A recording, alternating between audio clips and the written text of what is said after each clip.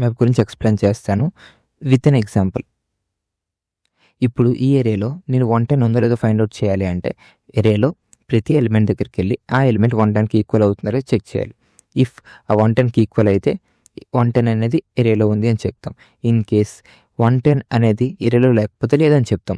ఇప్పుడు ఈ ఏరియాలో నేను ఈ 3 ఎలిమెంట్స్ చెక్ చేయాలనుకుంటే ప్రతి ఎలిమెంట్ కోసం నేను ఇప్పుడు 3 ఎలిమెంట్స్ ఉన్నాయి కాబట్టి 3 టైమ్స్ ఇటరేట్ చేయాల్సి ఉంటుంది ఏరియాని. ఇప్పుడు అదే 100 ఎలిమెంట్స్ ఉంటే 100 టైమ్స్ ఇటరేట్ చేయాల్సి ఉంటుంది. ఇప్పుడు ఏరియా సైజ్ 4 కాబట్టి స్మాల్ సైజ్. సో మనం ఇటరేట్ చేస్తాం, ప్రాబ్లం లేదు. బట్ ఈ ఏరియా సైజ్ అనేది ఒక 10,000 అనుకోండి. మనకు 100 ఎలిమెంట్స్ ఉన్నాయి. ఈ 100 ఎలిమెంట్స్ ఏరియాలో ఉన్నాయో లేదో చెక్ చేయాలి అంటే ఇది చాలా టైం తీసుకుంటుంది. సో ఈ ప్రాబ్లమ్ మనం హ్యాష్ మ్యాప్ యూజ్ చేసి ఓవర్కమ్ చేయొచ్చు. ఎలా చేస్తామో చెప్తా చూడండి. ఒక్కసారి ఏరియా మొత్తాన్ని ఇటరేట్ చేసి ఈ ఎలిమెంట్ ఉంది కదా, దాన్ని కీగా అండ్ ఈ ఎలిమెంట్ ఉన్న ఇండెక్స్ని వాల్యూగా మన హ్యాష్ మ్యాప్లో పెట్టుకుంటే మనకి హ్యాష్ మ్యాప్లో ఒక ఫంక్షన్ ఉందన్నమాట, కంటైన్స్ కీ అని.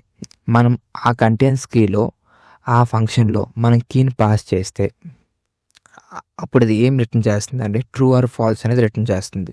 ట్రూ అంటే ఆ హ్యాష్ మ్యాప్లో ఆ కీ ఉంది అని అర్థం. హ్యాష్ మ్యాప్లో ఆ కీ ఉందంటే ఏరియాలో కూడా ఉంటుంది.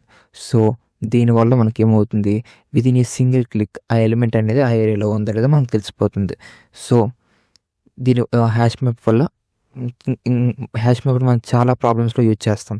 లైక్ టు సమ్ ప్రాబ్లంలో duplicate element and frequency and so on, ఇంకా మెనీ ప్రాబ్లమ్స్లో మనం యూజ్ చేస్తాం. ఇంకా హ్యాష్ మ్యాప్లో ఇక్కడ నేను చెప్పినట్టు కంటెంట్స్కి అనే ఒక ఫంక్షనే కాదు, ఇంకా గెట్, పుట్ ఇలా చాలా ఫంక్షన్సే ఉన్నాయి. And I hope you gain some knowledge from this video. If you want more videos, please subscribe to my channel.